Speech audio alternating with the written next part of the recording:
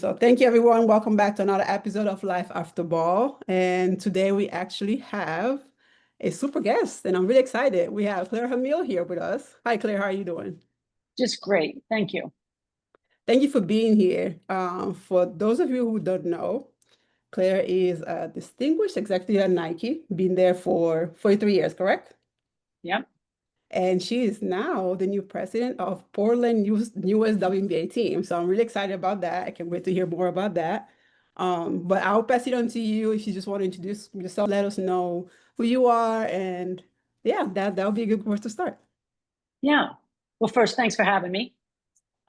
Thanks for all the work you're doing. It's amazing. And so, yes, I retired from Nike in December after 43 years. Lots of different jobs, product, innovation jobs, general management, a lot of innovation work, and some work around talent, which led me into a program with retired W athletes. And then I retired in December and failed at retirement. Like 6 months in, all of a sudden found myself as president of the Fire. And it's pretty much the perfect blend of my passions, though, I think, around Portland, around women's basketball, and building great teams. So yeah, no, absolutely. Here I am.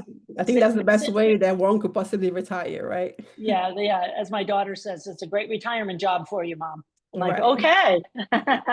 That's awesome. And I'm glad you brought that up, right? Because one of the reasons why I was fortunate enough to meet you is because of the Nike Win program that you were exactly sponsor of. And Yeah. a lot of my friends are on that program, and that's how I got to meet you. Yeah. So I'm really interested to know what propelled you to creating this program and basically like how do you see the value of the athlete's mindset into the corporate world? Why did you think it was important for athletes to be involved? Yeah. Well, obviously at Nike, serving athletes is in the center of everything we do. And the simple idea that we would have more athletes at the table is compelling.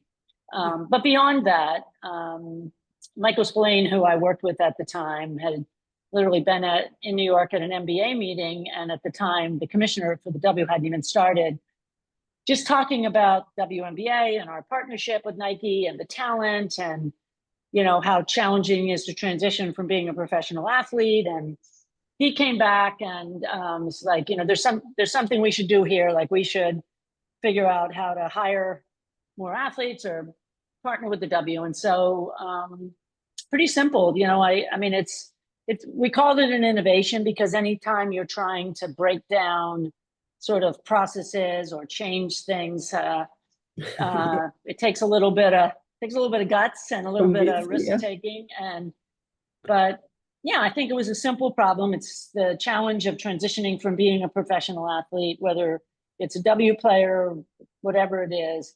But I think in particular for the W players, and this is 6 years ago. So at the time, you're coming out of the league, you've played at the highest level, you've had an entire professional career, you've probably played in 3 or 4 countries, and you're transitioning, and your career and everything that it developed in you and everything that you have from all those experiences, what the athletes are finding, and it wasn't valued, or nobody was seeing that as these are the capabilities that will 100% work.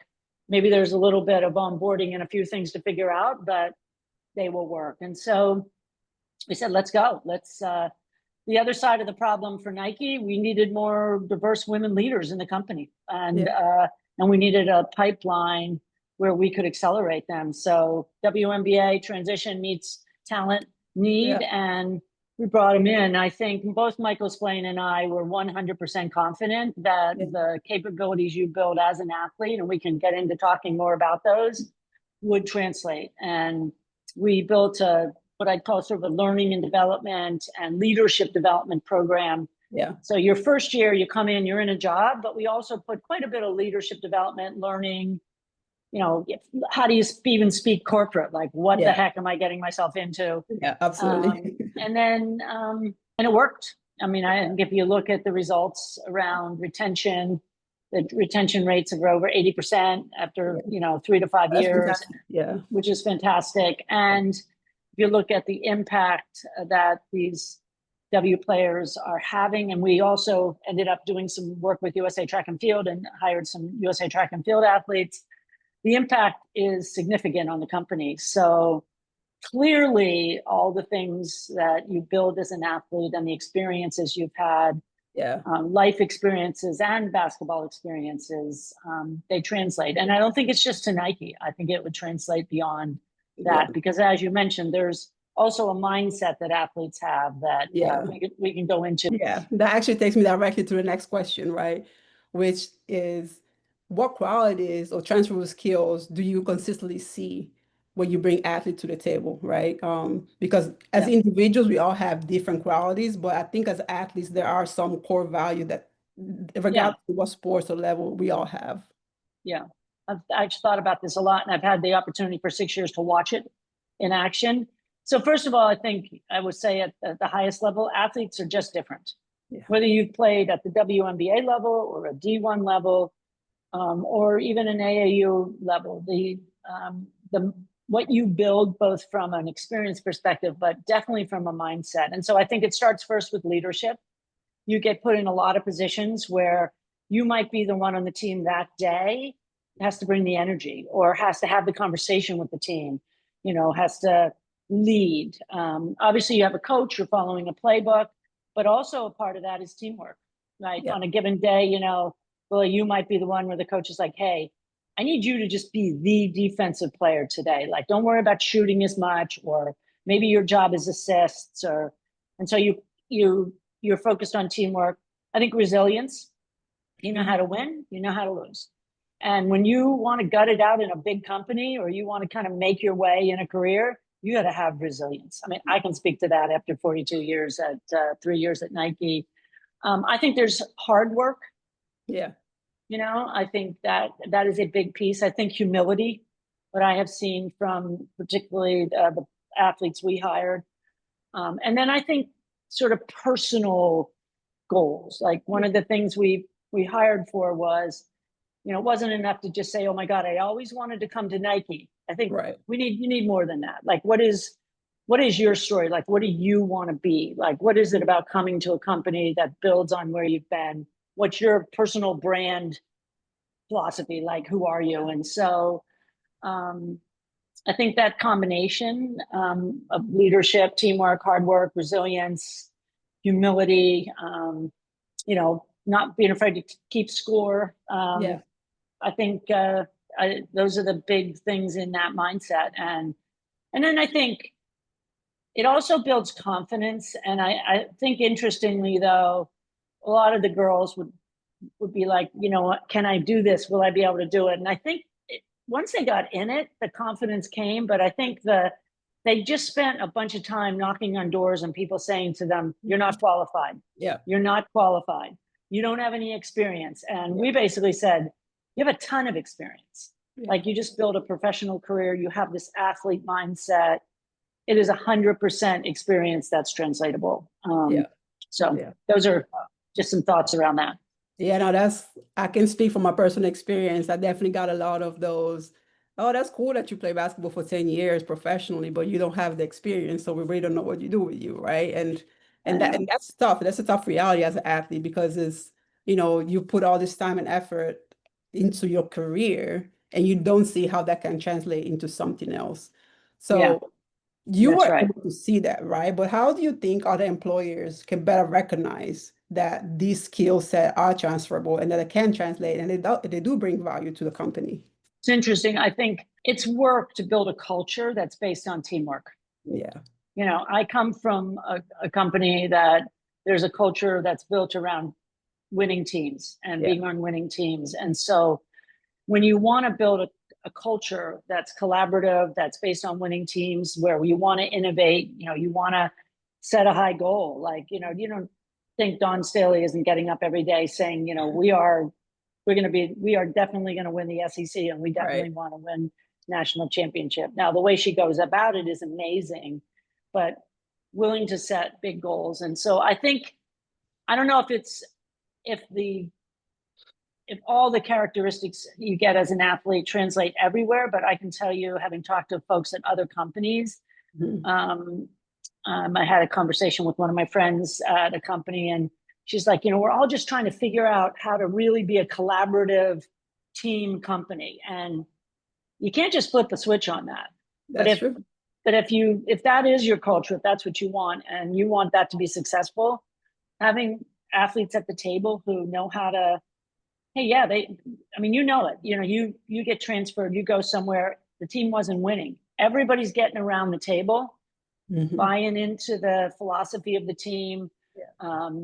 believing in it, locking in, kind of, and then you go. And but I think most companies would benefit very quickly.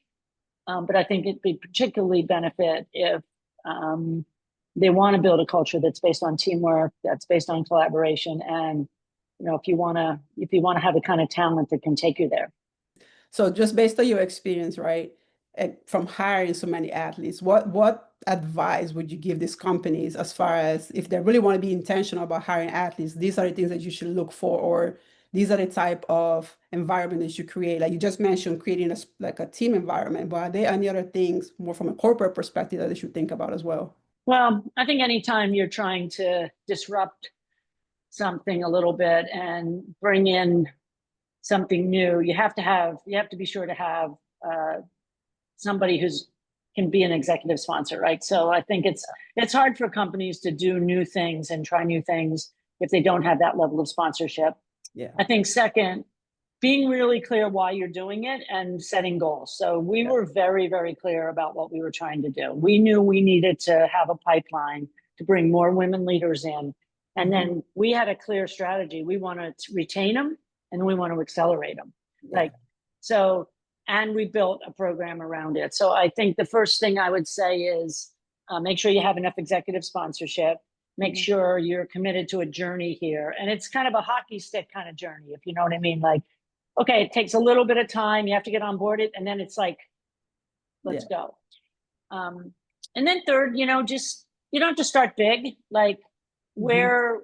where are the places in your company where this profile of talent, athletes who know how to win, teamwork, resilience, where's a place where what are three jobs that are in an area where you'd really like to get this kind of capability, Yeah. and start there, like bring it in, get some traction on it, build on it. I mean, we moved pretty fast on it, but the first year we hired 11 Yeah. women, and we picked um, great places where we knew, first of all, where we wanted to bring more women leaders in. Secondly, where we knew this kind of teamwork would work, which of course at Nike, that there's a lot of places. Right. But we also picked jobs that we knew would be great learning jobs. Like we literally picked jobs right in the middle of product and right in the middle of brand and working with consumers and athletes. And so it also taps a bit more into the experience set. And that's not to say everybody worked in women's basketball, Right. but everybody, it wasn't like, well, let's just put people out on the edges and, and you're not going to learn the business. No, we put Yeah. people. So I think if you want to do it, I think, and if you want to build that kind of culture, I think figure out where you want to start, pick some jobs that you think will really be great Yeah. learning jobs, have some good executive sponsorship, and make sure you have a good program to help accelerate. So I think No, that's probably what I would say. no, that makes sense. And I think the example that you just gave made me think about when you have a player that just sits in the corner and shoot instead of put him in the corner, actually get them involved in the offense so they can find their flow.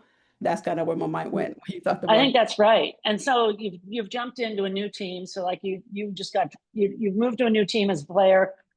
There's X's and O's, but the language is a little different. And so if you're Yeah, sitting in the corner, you are not going to get in the flow of that. exactly. And so I must have said 100 times to that first cohort, push up to the table, get in the flow. And we put you into jobs where, you can get in the flow. You can see how Nike works. You're close to product. One of the girls was a sneakerhead, like literally was retiring from the Washington Mystics, has sneakerhead, loves sneakers. I'm like, right here, this table, and so yeah, we definitely are a clear landing pad for athletes at Nike for sure. But I think it could work in a lot of different places. And but getting in the flow is a good example. Like you stay in the corner, you don't get at the table, you're not into something where, you know, you can connect, you can bring your passion. And we found some really great, and then we started to, like, some of the jobs that really worked, we came back to them after many years, and it helps your pipeline if you can do that. So Yeah, no, that makes sense. And I've seen the results and the progress, like, you know, when people share it on LinkedIn or just my friends just in I conversation, know. like the interview that I had with Michelle, that she just had her 50-year anniversary, like those things I think not only are great to see for the next generation of athlete, but also is a prideful thing, right? Because as athlete, we have to start I over, know. and you might not know what's going on for the first year. You're no longer the superstar, but we'll figure out a Yeah. way to get back to Yeah. the top level. Yeah, So I think that's right. And it's a transition. I mean, I think yeah. you have to have the right mindset. You know, you're probably packing up and moving across the country. You're coming to a Mhm. new, and you know, most of the athletes had lived in like multiple countries. So it Right. wasn't so much that, but you know, you're just like opening a door into a world where people are like speaking a foreign language half the time, you know. So it's rewarding. I even over the last, since I've been retired, and now I've been at the Fire for 2.5 months. I mean, I just did a one-on-one with one of the girls yesterday, just crushing it. Like, you know, just got a great new job and in Portland, and starting to do things in the community in Portland. Kids are thriving. So I think the results from the girls' perspective are great. And I think the impact, we can talk about this more, but the impact on the business has been fantastic. So Oh, that's great.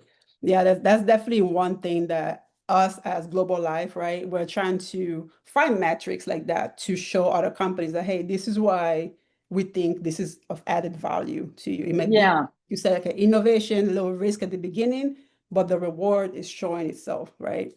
Um, completely.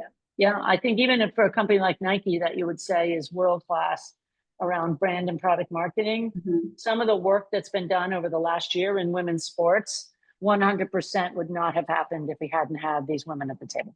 Yeah, I All believe. that amazing brand work with Asia, Oh, her that was shoe, my favorite. about the Absolutely. best work I've ever seen. And all of that, if you looked at the team, there were probably 8 or 10 retired W players working on that team in Yeah. various, like the kids shoe, the adult shoe, you know, the marketing, the creative, brand person who works with Asia is a Yeah. W player. So, and beyond just women's basketball, there's some great women in the apparel side working in lifestyle apparel, and Yeah. really good brand people. So I think, and then there's plenty of folks on the footwear side as well. So it's definitely making a difference. And um, I think for a lot of companies, it would make a big difference. Yeah, no, I agree. And I absolutely love their campaign. I know Ashley was one of the people involved with that. And that was my first time actually paying for my own basketball shoe because I wanted to support the movement about Asia shoes. And as I you know, I was know, like, bye, I never bought basketball shoes before. I don't even play anymore, but I will buy these shoes. And I was gotta have, proud of all of them. gotta support the MVP. Absolutely, absolutely. Speaking of the WNBA, right now that you are transitioning to that role, how do you see ways to support and the athletes and just collaborate with them in the transition and still putting them into career pipelines after the career is done? Because I don't think that's necessarily done yet or not at the vast majority. Is that something that you're thinking about or that should be thought about? Oh, I think so. You know, I think there's some unique things about Portland as it relates to the Fire. Yeah, And I think definitely as we begin to bring athletes here to play for the Fire, we definitely want to be thinking holistically about those athletes' journeys. And yeah, so it's not exactly maybe what we did at Nike around the win program, but I think yes. So, and I think it's something the league is already probably thinking about a bit too. I remember having conversations with Kathy Engelbert about this when she first started, and we've talked about it, and even talked about how other partners in the W did things like we did at Nike. yeah. But yeah, I think we are definitely thinking there's some things that we want to do with the players that come to the Fire. Mhm. We're also thinking about some things we do with all the W players, retired players that are in Portland in Right. partnership with the Fire. So um, I would say the answer is yes. I don't know exactly what it is yet, but you know, we certainly believe if you're a player and you're coming to Portland, and let's say you end up retiring here, that we can be a big resource for that. definitely thinking about it, and we definitely have some opportunity, and we're just kind of getting to that stage of where we Yeah. are, which is thinking about what players are going to come here. So it's exciting. All right. Yeah, I can't wait to see what the expansion draft looks like. Oh boy. So speaking of women's sport, right, it's been expanding, it's been growing exponentially, which I'm really happy about. And I always remind myself if I were born 10 years later, but that's a different problem. Yeah. How do you see that like how do you think the momentum can translate into opportunities for the athletes, right? And just having more women off the court into the next step.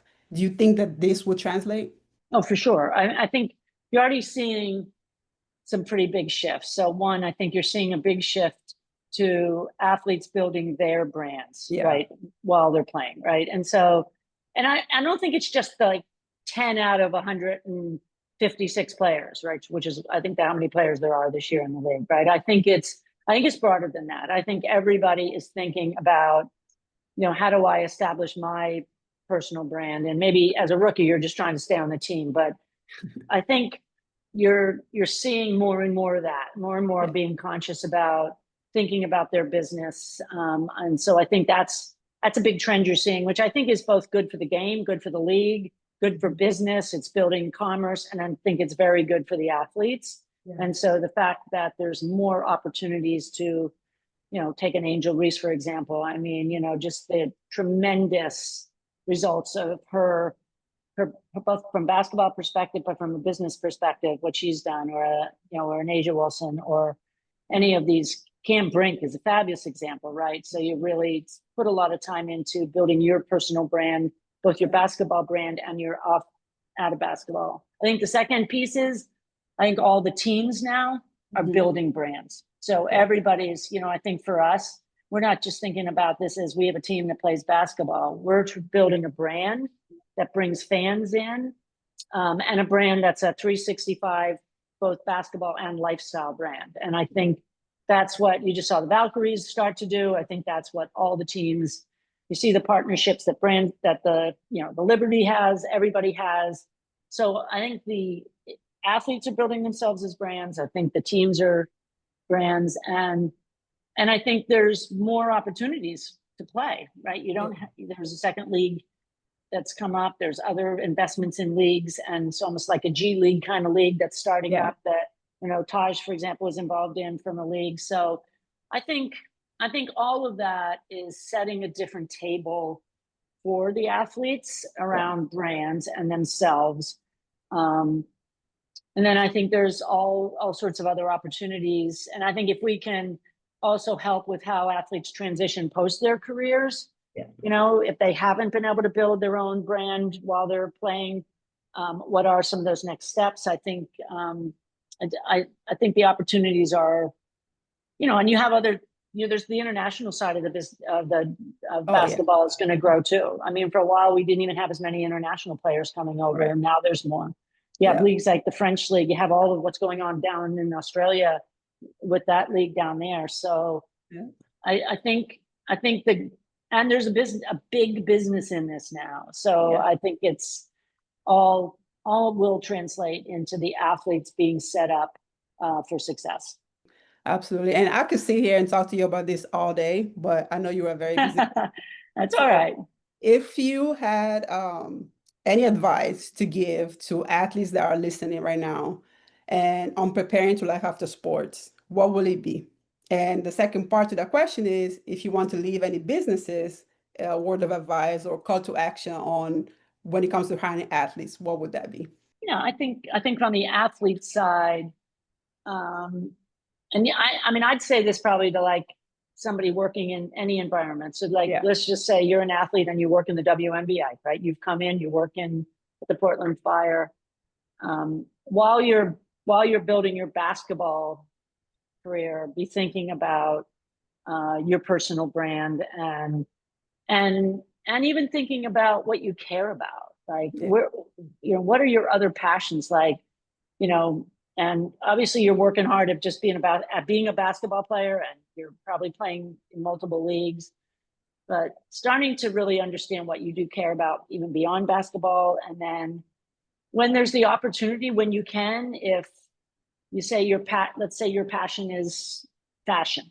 Let's just pick an example, or you just, you love to sew, you love to make clothes, you love to style, then do an internship at some point if you can, or, style your coach, or just get yourself some, just grow your passions, pick a couple things you love and care about, and just see when you can put some energy into that. I think that will pay off for athletes. And I think a good example for this, I'm just going to give a blatant shout out, is Shira. She will Oh my God. all the coaches and I was just talking about Shira today. Yeah. So Shira is unbelievable. One of the WIN members, and not everybody knows her, but when she had been styling coaches, styling folks on the sideline. Yep. It was one of the easiest hires we ever made in the WIN program. I'm like, I'm sure. you are in. Let's go. Like, I'm sure. Brand Jordan apparel, and now she's got a great job in Nike apparel. She styled me for my retirement party. Oh, that's fantastic. Actually, was able to go to see her fashion show. That's her fashion show. That's right. And so that's a very good example of, you'll have a passion, and if you can collide that with your basketball career, and now you see, so that's a good example. I think for companies, I think first, if you aren't involved with women's sports, if you haven't, if there's an alignment with your brand and with your values and you haven't gotten involved, get involved. And if you haven't thought about athletes as talent, you should. Yeah, that's simple. You heard what she said. We like to keep it simple here. I love it. I love it. Claire, I really appreciate your time. This was an awesome conversation. And I hope got a lot of things out of this. I know I definitely have. So I want to thank you for being here with us today. And everyone, if you have any questions, leave them in the comments and we'll try and get back to you. So thank you. Well, good luck with all of this, and I'm happy to help in any way I can. Thank you. I appreciate it. All right. Thank you.